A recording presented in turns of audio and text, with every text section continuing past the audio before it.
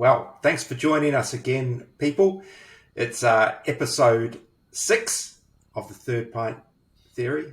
I had to count them in my head, so many now. 6. You're with me, Michael Donaldson, the editor of Pursuit of Hoppiness, and I'm joined, as always, by... Martin Bridges, the beer bigwig. Yes, and we... this week, well, we've got 2 stops, haven't we, Martin? We've got... we're going to briefly zoom through Wellington for the aftermath of the 18th annual Malthouse West Coast 18. IPA Challenge. Yeah, 18. Wow. And then we are going down to Oāmaru to visit the quirky, endearing, highly principled in their beer approach team at Craftwork in Oāmaru, and it is a really good chat, that one. Absolutely. Yeah. We need to stick around for that, listeners. Yeah, exactly. So we won't hold you up too long, but the West Coast IPA Challenge threw up, for me, Martin, an unusual winner, Mean Doses.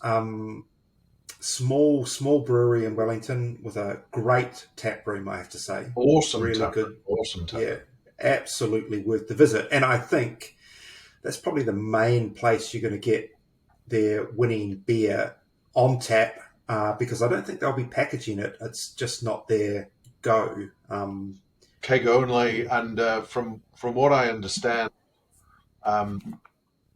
it pretty much all sold at the Malthouse last weekend. Oh, really?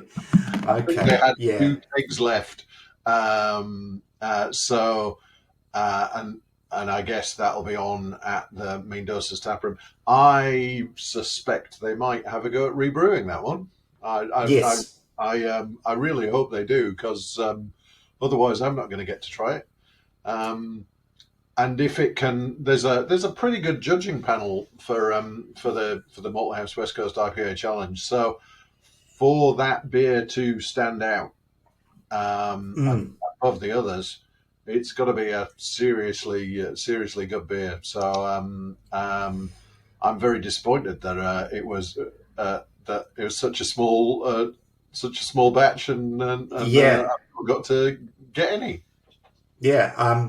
Mean Doses is one of those brewery names that I just love, because it's not an anagram. I don't know what's the thing where you swap the letters around at the front of words. Spoonerism. It's a spoonerism of Dean Moses, the brewer, founder of Mean Doses. I just love these when people come up with clever names like that. A colleague friend of ours, Dave Wood, works there. Yep. He's a long-time Wellington beer person, and Dave was there with the Golden Gumboots on Friday night. Yeah, I saw him. I saw photos of him drinking the winning beer out of the Golden Gumboots, which must be a most disgusting thing to have to do. But it's tradition. Yeah, you just think whose feet have been in there. But even if they're fresh, I don't even know. Do they use fresh gumboots every year? I don't know. But I rather like the idea of rubbery gumboots. Yeah. Hey, and as you say, it must be a tremendous beer, because I tonight am drinking the second place beer, which is from Altitude Brewing in Queenstown, and it's a collab with a Colorado brewery called Westbound and Down, which I think is another cool name. It's just called West Coast IPA. Very pared back label. Simple, just the 2 brand logos on the front. And if you love those West Coast IPAs that are literally like grapefruit zest and pine needles, I do. This is it. It's one of those on a really lean malt base. quite, it's almost austere would be a good description. But it is so hoppy and pithy and citrusy bitter. It's just got lashings of grapefruit peel going on. And I did have the third place beer when we talked another night, I think. Did I know I had it recently, which was the Hallertau Maximus XX, or Maximus Redo. That was the third place beer, and I thought that was tremendous. So absolutely, yeah. I agree. That was that's a cracker. You know that, and that is, and I thought that was such a good story as well, with Maximus coming back and doing so well, because Maximus was one of the founding beers, effectively, of the West Coast IPA Challenge. Yes. So, yep. I think going back those 18 years, Maximus comes back and almost triumphs again. So that was. I know. I feel they should have rigged it somehow, but that would have been good.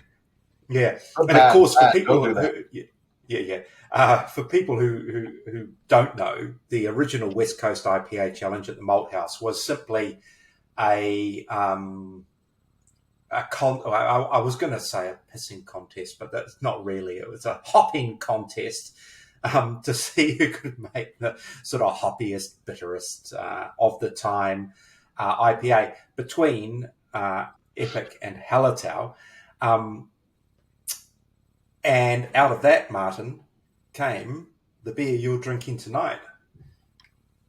Oh no, it's not, because I actually went for the other one. I do have the other one. I did. We were trying to decide what I was going to drink tonight, and I did consider the Epic Armageddon, which I've got that one set here, and that was, as Michael says, the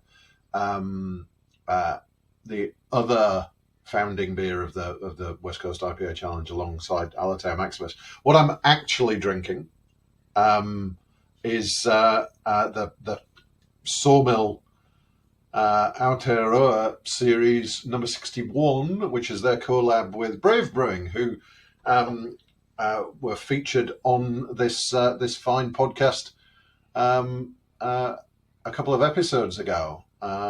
So this, to me, is a this is a more modern, I think, more modern IPA. I wouldn't. It's obviously it's New Zealand hops,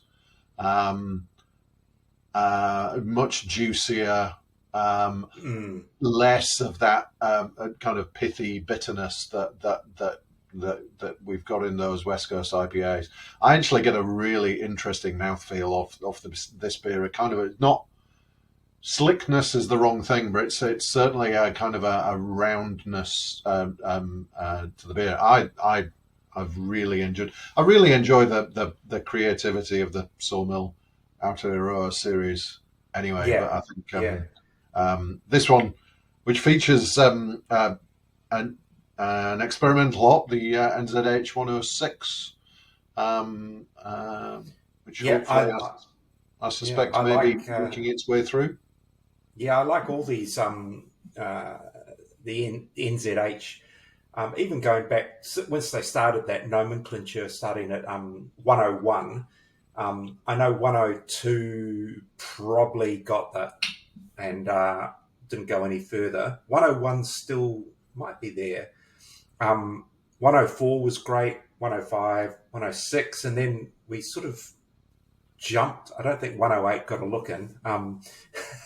109's the absolute heroic talking point of the past year or so, I think. And I expect to see 109 out as a commercial release. I think, because this is probably second harvest for 106 and 109 as I think they're the two front runners. Yeah. As kind of widely available hops. So Yeah, we got to. I think in my prediction post, my prediction article for this year, I think I said that either 106 or 109. I can't remember. I know 109. I think was going to go commercial this year because it's the daughter of Rewalker. I think I seem Yes, to yeah. remember that 109 is the daughter of Rewalker. And I came up with some stupid name based on that,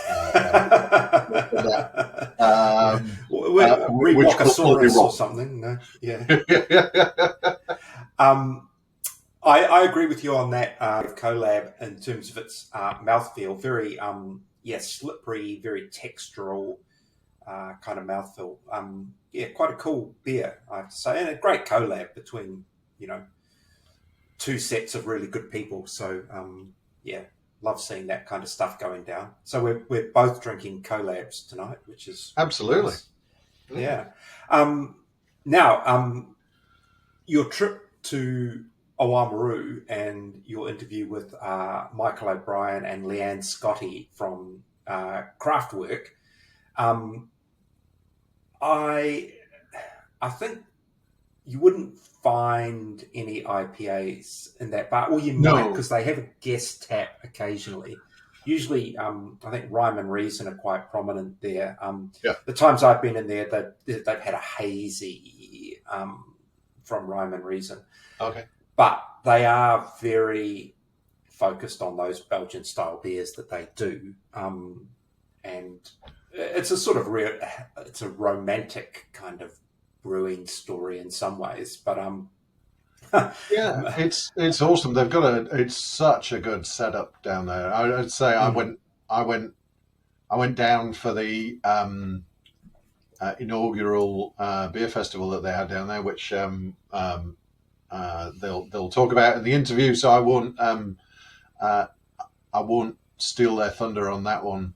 But it was, I have to say, one of the best beer events I've been to. yeah, And it was somebody summed it up for me actually, as they said afterwards, and the day afterwards they said to me, said it was like a wedding reception. Said it was like we were all far yeah, now, we were all extended family, everybody kind of knew somebody who knew somebody, and you just felt so comfortable. It was an awesome little festival, and they are great people, and as you say, they are very focused. There was not a hardly a hop to be found. Although I did taste a very they did a side by side tasting of two vintages of Orval, which is a Belgian Abbey beer, which is actually quite seriously hoppy, certainly yeah, in its fresher form. So that was probably the closest to hops that we had. yeah. I mean, that's the thing about Belgian beer, though, is there are lots of hoppy Belgian Mm. styles, but I think the festival was more focused on I guess, the more esoteric farmhouse barrel aged lambic style Mm. beers, right? Yeah. Wild ferments, yeah.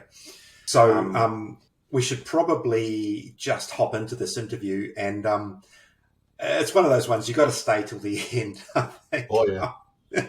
because Michael, he's just lovely, but he's so funny, and sort of at the end, like Leanne was literally winding him up, saying, it's time to stop now because the curmudgeon is on his high horse, and if you don't pull the pin, it could get out of control. But Yeah. You won't want to talk about the things that we talked about after I stopped the recording. It really. oh, oh. um, Buy me a beer Varna, and I'll tell you. oh, very good, very good. Okay, so we'll see you on the other side. We'll just cross over now to Martin sitting in beautiful looking Craftwork bar in Oāmaru. Welcome to Oāmaru. It is awesome to be here. Cheers. Good hell. So I'm here with Leanne and Michael from Craftwork, and today is the day after the day before, which was the first Bruxelles Belgian Beer Festival. Bruxelles Oamaru. Bruxelles Oāmaru. Bit of a tongue twister. It is. So we'll start off by maybe having a bit of a chat about the festival, because I think that's a good intro to things. What was the idea behind it? What led to the festival? I don't know if you've heard of Carnaval Breton and Ices, which is a festival in Belgium.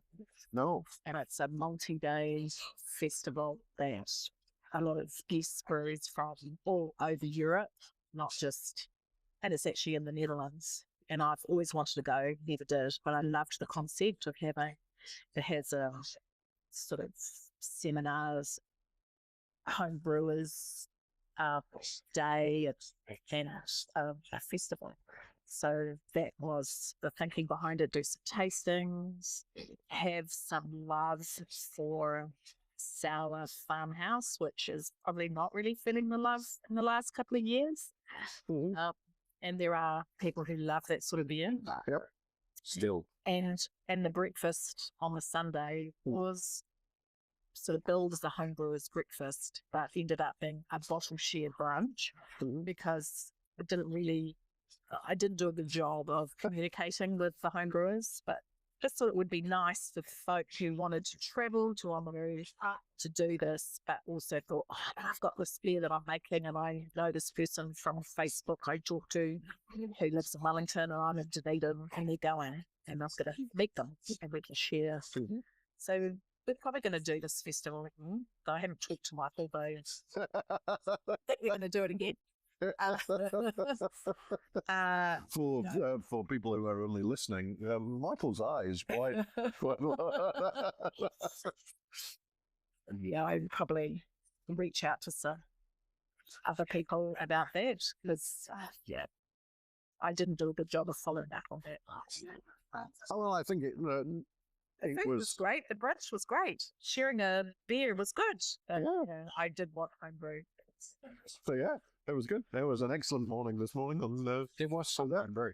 There was definitely homebrew. I drank a homebrew from a new friend from Kingston, who approached me during the festival yesterday and said, "You must be Martin." And so this is what I wanted to happen. So I think it was. I've been to a lot of beer festivals, and go on. No, I have really. I know it doesn't look like it.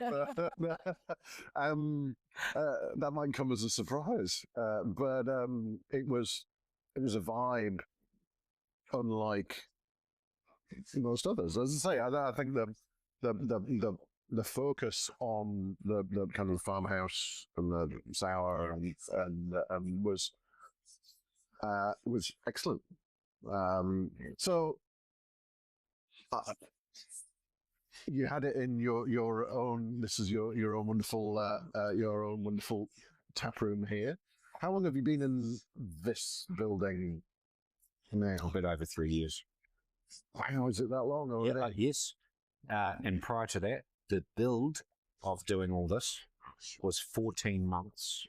And prior to that, we were across the road in a place that was about a sixth of the size of this for similar rent in a shitty concrete block building, whereas this is a historic building. So it became vacant and we went, no. Yeah. Does one expand just after COVID? Of course. Yeah. What could possibly go wrong? Now I remember the old location down the street. I've not been to this new place, but this is a wonderful building. Yeah. For a start, what was originally a grain store? All right. Okay. 1875. Oāmaru stone.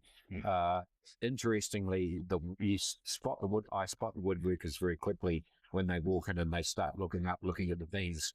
And if that goes on too long, I'll come over to them and say, "Are you with the council?" And they go, "No." I say, "Oh, you're a building inspector. You should be buying a beer." So what they're looking at is these beams, which are, I'm not sure how many meters. I can't remember how many meters the building is, but it might be 18. But they're single beams. They're one pieces of wood, probably Oregon or Baltic pine, which come out of a sailing or a steamship, 1875, so a sailing ship maybe, in the Oāmaru harbour, and be lugged here with oxen and put up in this building, which is unreinforced stone and it's quite fantastic. And of course, people say, "Oh, you can't build like that now." We have combustion engines, hydraulic lifts, everything, every power tool at our disposal, but you can't build like this. Yeah, it's brilliant. It's a beautiful place, Lovely. and decked out so awesomely. Well, that was a lot of luck. Yeah, Luck.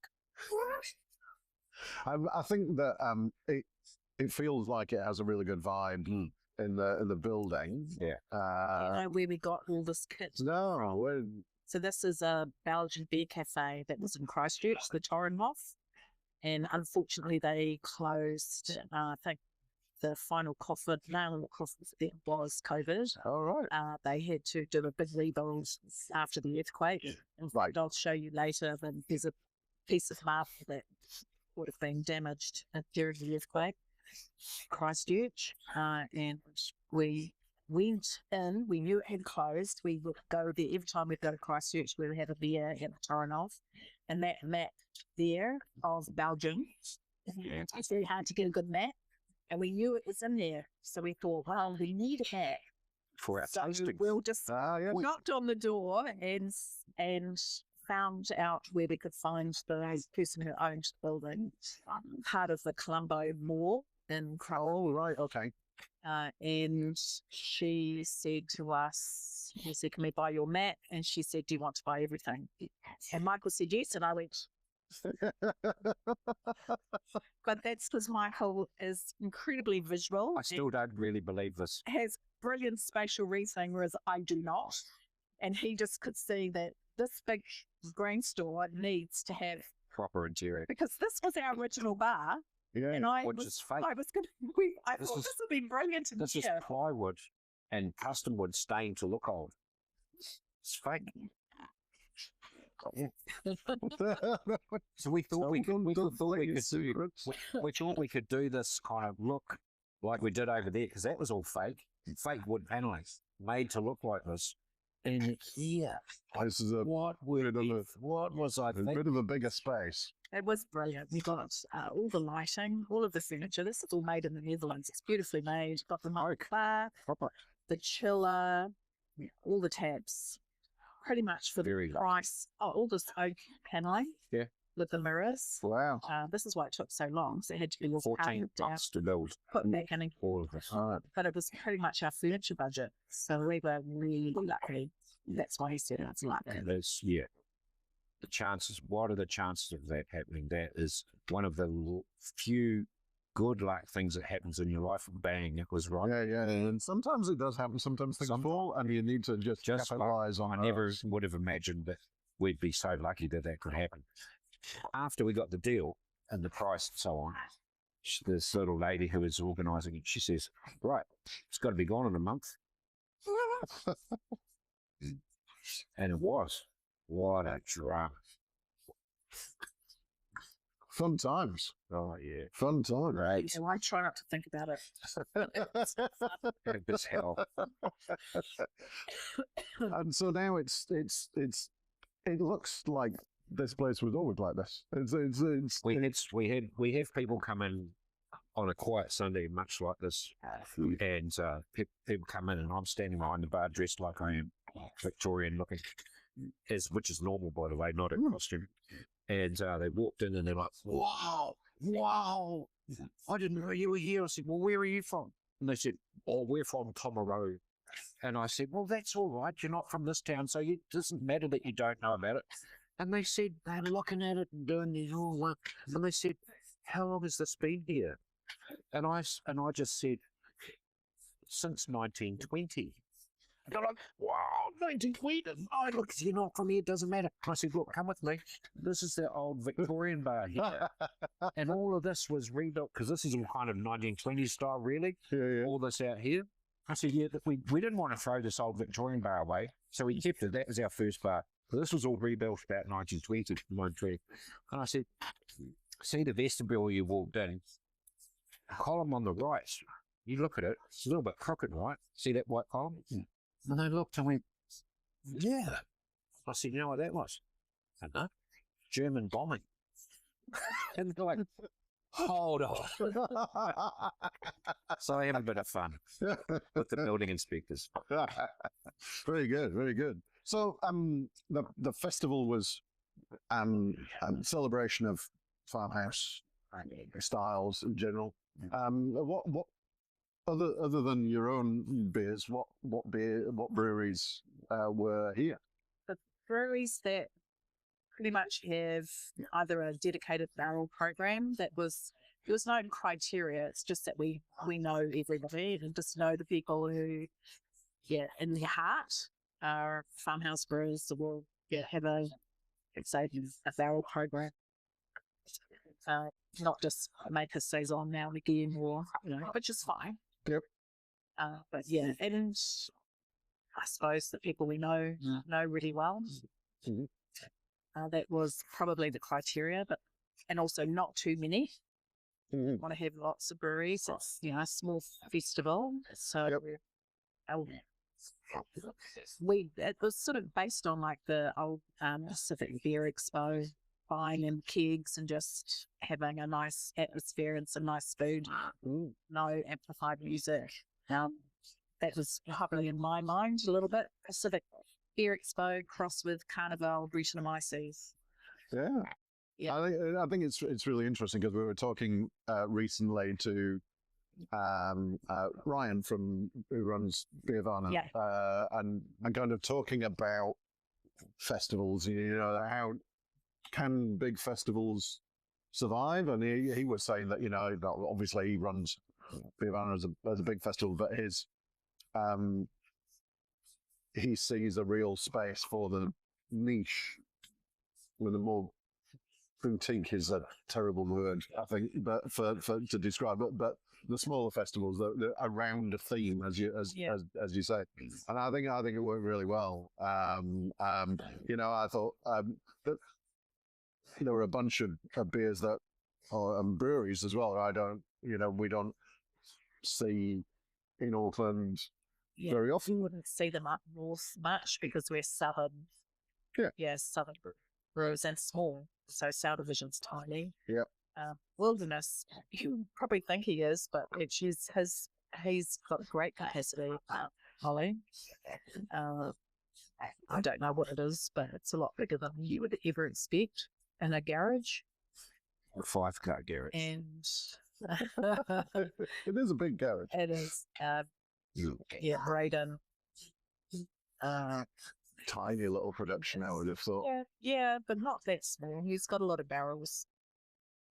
Yeah, so small and big. But it was just really lovely that most of the brewers were here. Soren was in Denmark, and Daryl's at Caribou Barrel Works is in Belgium. So otherwise, they both would have been here. And that was the other thing. We sort of wanted them to be part of it. Yep. That's why we had the dinner. We had a beer dinner. Mm-hmm. That was Tip and Hans from Fort Cider graciously closed their business, came up for the weekend and did that. It was wonderful. Yeah. But small, so we didn't advertise. And people would be very disappointed. I don't deal with other people's FOMO very well. the Pip and Hans, I mean, they obviously were talking about it down in Port Chalmers. So loads of their locals said, "Oh, we want to come to that." So there was almost apart from the actual brewers, and then their crowd from the port side, there was hardly anything left. I stopped talking about it until numbers were confirmed. I started, I don't want to oversell this at all. That was it's awesome. So yeah, I think it was a really good collection. I'd say that specialization on the farmhouse styles was really good. What is it that attracted you guys to that style of being? What is it that really speaks to you? Oh, well, it's just a wee bit of this, a subset of the Belgian styles that we Right. I probably like them more because you can be more creative. It's like saisons. I mean, you can be creative with a triple and a quad, throw it in a barrel or add some wet sugar, but actually that we don't fuck around really with those styles, but we can get a lot more playful with a farmhouse ale or a sour. They trying different fruit. Just you can have a bit of fun. I love the lambic styles because it is a big question mark of what you're going to get. So it's really a given. Yeah. And then you have to blend. The blending is the best bit. Blending is an art. It is. It's really nice. I love that. Really love that. Just manipulating things to get a final product that changes every year. I like that whole thing of it not being the same. I like our triple to taste the same every year. There's things you want to taste the same, but I like that whole idea of the vintage being, different. When we set out, we had 99% agreed, a pair of us, that it would be Belgian in focus.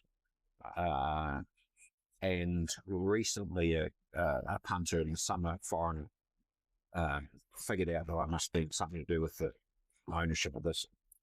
She said, she's sitting down having beer and some food with other people. She said, why Belgium? Yeah. And I said, where are you from? And she said, Austria. And I rudely laughed at it. I went, really? And you're asking me that? In other words, what interesting beers have come out of Austria? Oh, it'll be a lager that's a little bit darker or lighter than this lager, which is a little bit darker or lighter than that lager. Really? Whereas in Belgium, another conversation with another fellow who was English, who loves it, lives in England, goes there all the time on the train. It's bastard. We were talking about some of the beers that we love, which are obscure. And he said, yeah, it's just bonkers. And I went, that's what it is. It is. Belgium is, so we first of all got in love with the beer, and then a friend of ours died, and that was the impetus for me to agree that yes, we should actually go to Belgium together, because I'd been before, but Leanne hadn't. So we need to know what we're doing. So I said, all right, yeah, we'll go. And we basically then fell in love with the country and the strange culture. And this fellow saying it was bonkers.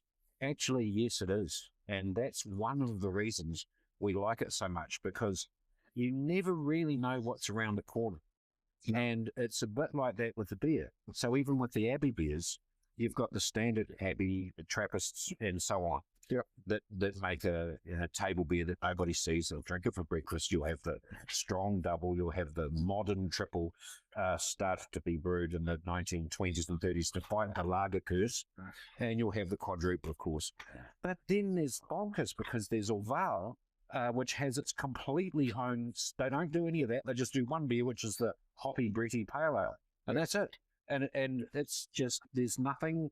There are certain, you wouldn't even say rules, but ideas, and then there's all these things that are completely satellites and separate to that. So it's endlessly interesting and never quite get to the bottom of it. So you don't, we've never got bored with the Belgian styles. Yeah, that's we haven't got too much.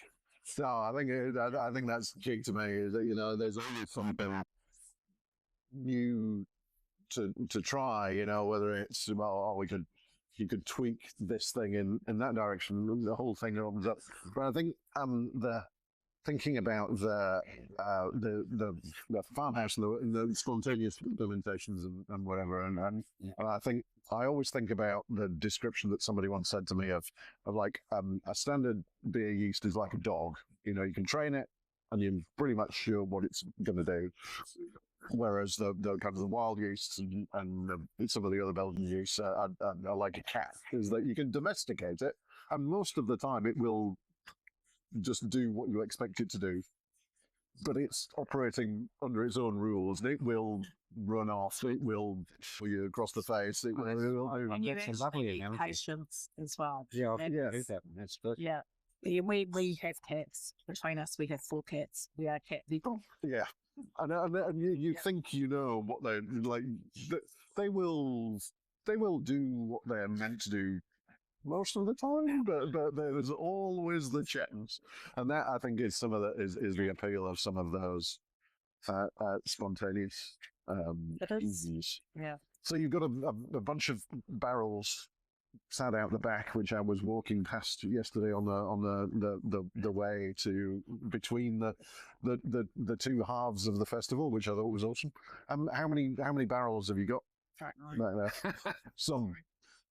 Not as many as we previously hoped or thought we would have.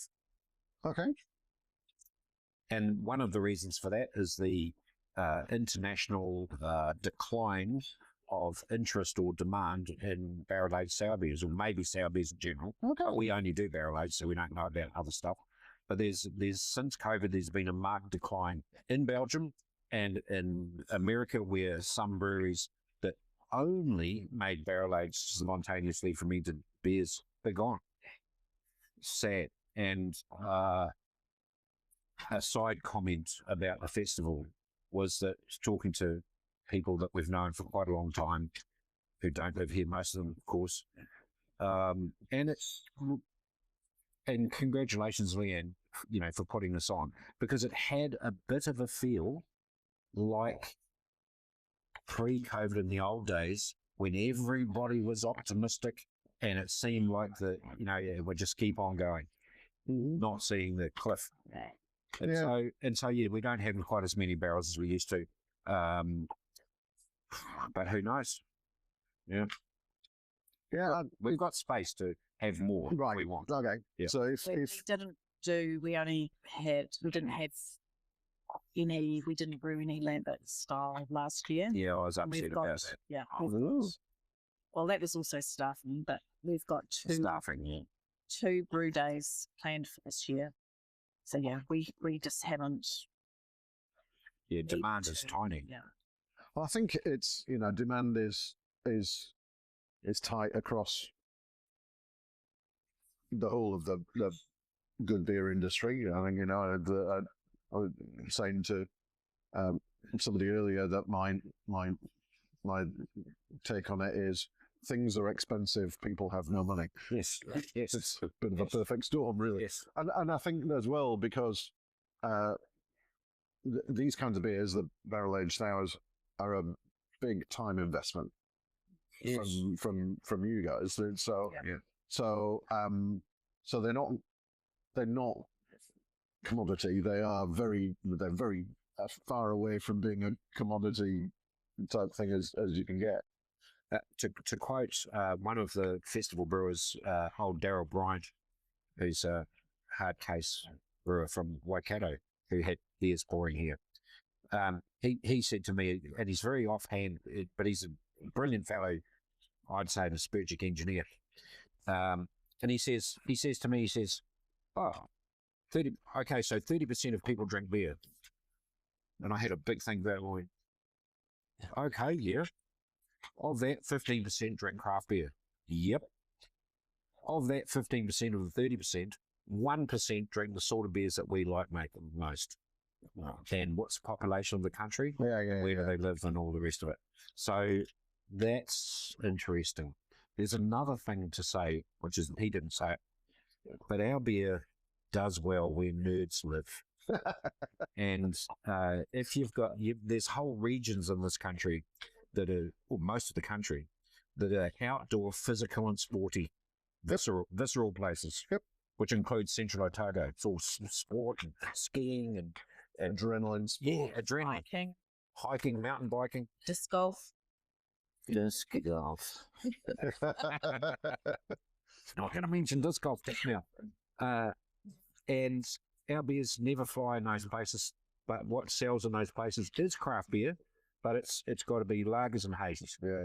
And where the nerds are, and they're indoors and poor weather, where there's lots of museums and galleries, and they're like, oh, what's this one? And looking things up, and that's our audience. And when we started, we knew that. So we knew that Wellington was actually, that was where our audience were, and Auckland slowly come on board, and Christchurch, Dunedin, and so on. It did feel to me like Wellington must have been empty of beer people over the last couple of days, because I think they were all here. Based on the people I think Auckland as well. Our friends. I knew I would know most people at this festival, so we took it at 180 people, and I think there was 192 people. What's it? Yeah. And I knew most of them. If not, at least I've seen it before. Yeah, Which is nice, but also slightly sad, because in this country, you've got but there were certainly people I know who would have loved to have been here and couldn't make it. But it was a really friendly festival. It did. I know I saw a lot of people I hadn't seen for months, if not years. One of the other things I think that always attracts me to these kinds of beers is the food friendly nature. Do you think that is an avenue for growth in terms of kind of restaurant, getting into restaurants? Because I always see sours and some of the more interesting Belgian styles as really good food beers. Yeah, they are. They pair beautifully with food. And the acidity of the sour beer, you just think of the wine, but why do restaurants have such terrible beer menus? What is that? Yeah, it's a really good question. Actually, it seems that the ones who develop a great beer selection have someone on staff who likes beer. yes, In our experience, we've been doing this for 11 years. We've got into some great restaurants, but it's usually driven by a new staff member who likes beer. Yeah. One passionate person who was like, we can make this work. Yes. Yeah. Reed just knows that there's such a variety of beer that we can pair it with the food that we make. It's not just watery, hoppy stuff to keep a certain member of your group happy. Doesn't drink wine. Yeah, because I think that's always, I'm always sad when I go to a great restaurant and that's kind of put so much effort into connecting with the local ingredients and so on, and then I look at the beer list and it's like, there might be a couple of token, there'll be a Pilsner and a Pale Ale, and then like a 15-page wine list. Probably all New Zealand wines, and awesome. And I really think that, we should have a campaign for getting for real ale. I think somebody may have done that. Somebody may have done that one. Could be a thing. I think the next thing is that in the UK they're pushing for UNESCO recognition of real ale, which I think that's great. An interesting thing. Yeah. That's a complete tangent. But be nice if restaurant owners knew that there's some of us out there that won't. If you have terrible beer on your menu, you're not going to come and eat. Doesn't matter what people rave about your food, we won't be coming. That's thank you. But I think it can just elevate the experience. I just love, I go to a restaurant and they'll have a degustation menu, and you can do it paired with each course with a different wine. And I'm like, can't we do that with each course paired with a different beer? That would be awesome. But But then again, there are some great places out there. So the Port Cider, Pippenhans, Oh, yep. and Port Chalmers, their selection is incredible. They don't do a match like we're talking about, but they just have a fantastic selection of beer. And they have wine as well, great wine. Good wine. Yeah. Like, Yeah. you can have great beer and great wine all Yeah, why in not? the same building. Yeah. It's not one or the other. There's another thing I've noticed here in doing this, and now particularly as I'm tragically often find myself behind a bar because I'm lean over and say to people, on your side of the bar, I'm really good. I know what I'm doing. This side, idiot. Anyway, now I'm, talking to people. New Zealanders. So we've out here, we're blessed by getting the kit from Christchurch. We've got these amazing, beautiful, I think they're Italian taps, European taps. So there's 14 beers on tap, 7 of which are at any time normally our beer, Craftwork, and the other 7 are either guest beers, and we run 1 or 2 wines, one on nitro as well, natural wine, cider, of course, Peckins. And people come in and look at the taps, and here's tap list, and looking at the taps. And meanwhile, so that they look at you, and then straight behind me is the glass shelves of all our bottled beers, which in theory mean if that's on the shelf, I've got it in the fridge over here. Yep. And I have this conversation, but New Zealanders can't see beyond taps. There's an invisible wall. They can't see bottled beer. And this is an aspect of pubs in New Zealand, including craft places. Right. So we'll go to some great craft beer bars, cafes, whatever. They might have a 0 alcohol beer in a bottle, and they've got a gluten-free one in a bottle because they have to have it. And there's no other bottles. Then you chat to the Belgian tourists who come in, and they're like, oh, that's crazy because, where we come from, the good beers are always in the bottle. Yeah. Yes, because you're from Belgium and you understand this. It is an interesting point. It's another annoying thing for us. And because we haven't got the capacity or the willpower to make the capacity to get kegs out there, we use corny kegs, which are a sort of home brewers thing. Yeah. Then we're just absent, even from great bars, because they don't have bottles. Yeah. Which is annoying because all our bottles are bottle conditioned. So they don't go off, they get better. Yeah. But again, that's a whole level of understanding that, sadly, even in the beer world, once again, most people don't understand. And I think it's also, is that also not helped by the kind of, over the last few years, the shift to cans? Don't mention that. I mentioned the C word. But did Mike was disorganised. you a notice? Bottle opener. And finally, bottle opener, yeah. for years he's wanted to do a metal bottle opener, and it's finally happened. And then we're the only ones who do bottles. So great. I've got it. Oh, good. Yeah. But did you know that actually we're ahead of the curve in one respect? Some Australians came in and they said, old blokes, we're from cans. And I said, we've been trying to get our beer into cans for years. But we've had trouble with it, so we're ahead of the curve.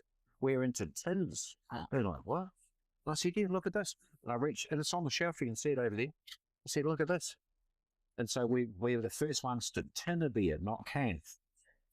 It's actually faked up tin of bully beef with the ring on the bottom to open it. Some people believe it.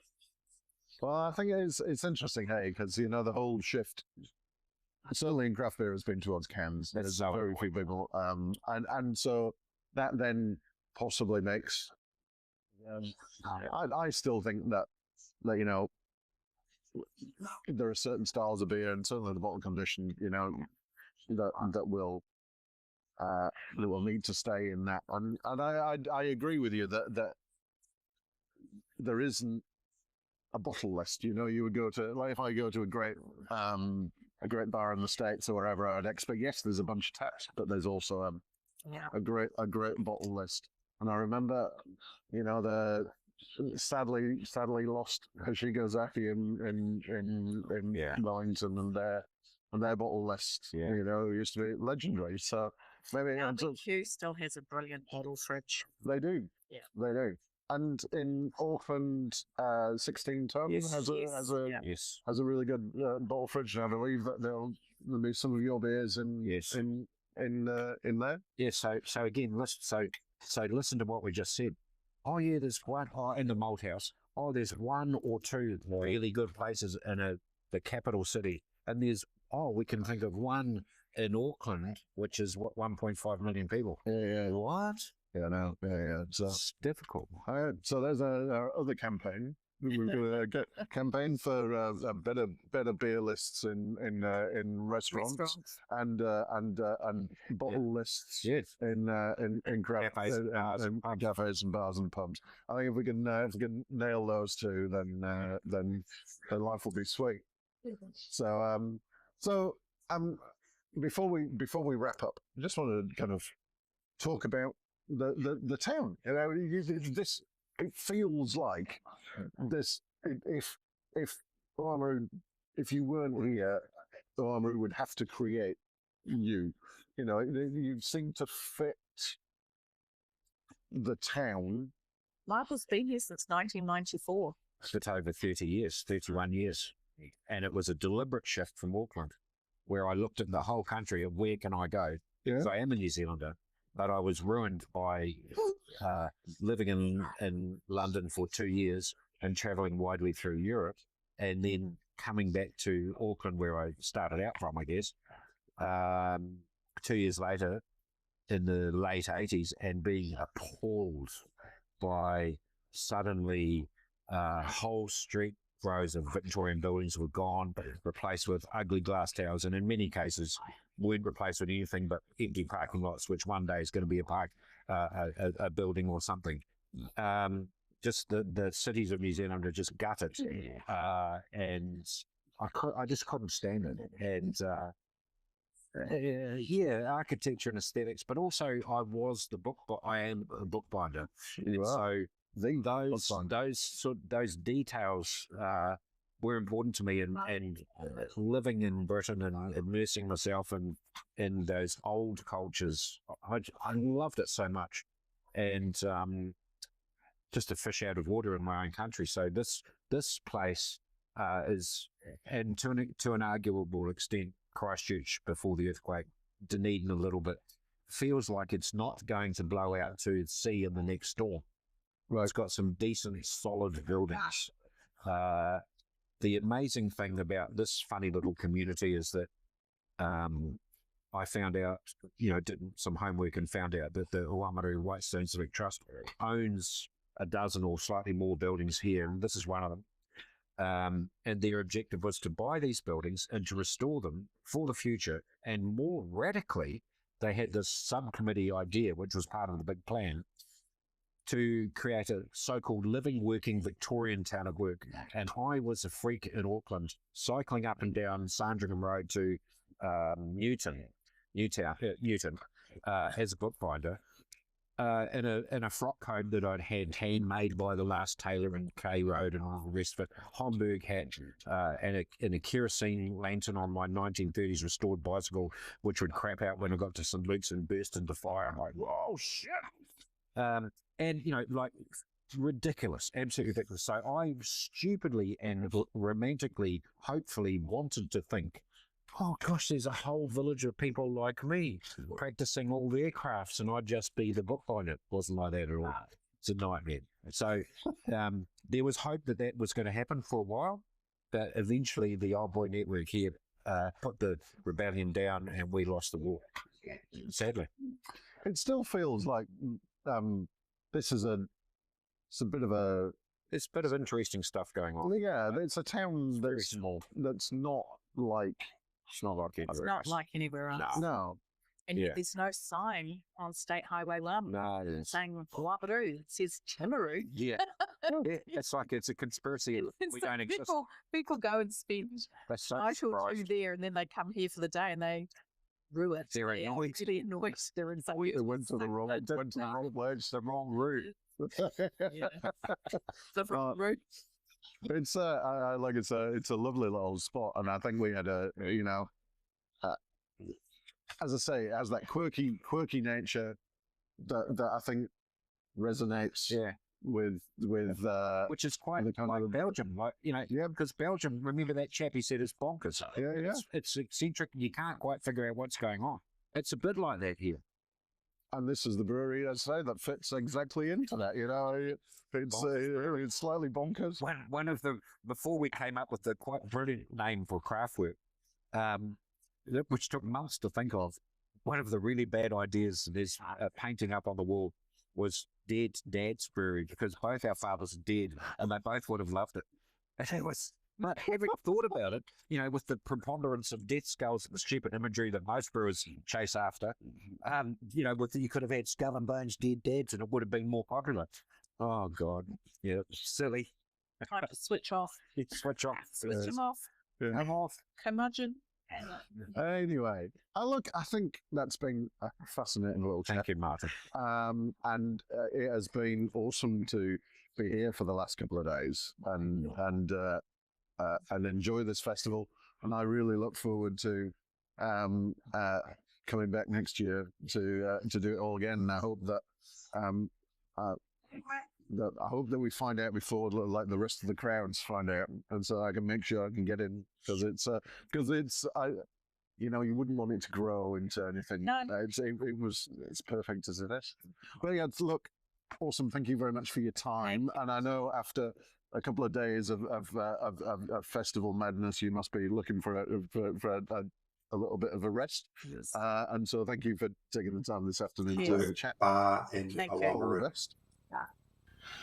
How about that? How about that for an interview that was so good. I don't know if you could tell from the audio, but Leanne and Michael were absolutely exhausted because they'd just done this. The day before was the festival. The day before that was the beer dinner that they'd done for the brewers, and so I was just so pleased that they would sit down with me on the day after and still wax so lyrical about the festival and their love for Belgian beers. And I think we invented a couple of campaigns. So the campaign for restaurant beer lists, and the campaign for better bottled and canned beer lists in bars. So if people could lobby their restaurants and their bars to do that, that would be awesome. Yeah, I thought that was a good point that Michael made about bottled beer. And I know that Matt, he may not have mentioned it in the interview with you, but I know that Matt from Brave has talked about it before, about their bottles and the fact that one of the reasons they kept in bottles early days was because restaurants and the wineries in the area liked having bottled beer. And I think as a rule, if you're in a nice restaurant, a bottle of beer is quite a cool thing to have. And it just means that people think about bottles, and I know they're hard to store and the limited fridge space that you might have and whatever. But I do think, some Craftwork beers in bottles in a restaurant would be just such Fabulous. a good experience. Yeah, I agree. I think it's kind of one of my personal hobby horses, is that I go into a high-end restaurant not very often because it's expensive to eat out these days. But if I do, and I always kind of look through this book that will be the wine list, and then there'll be this kind of half a page at the back with the beers, and I'm like, you're missing out. There's just so many good options there. Yeah, totally agree. I did want to say also that I loved Michael's kind of commentary on, especially his description of how he was in Auckland before he moved to Oāmaru, and the fact that he moved to Oāmaru thinking it was going to be full of quirky, crazy, creative people, and there are a lot of them there, but maybe not enough for Michael's liking.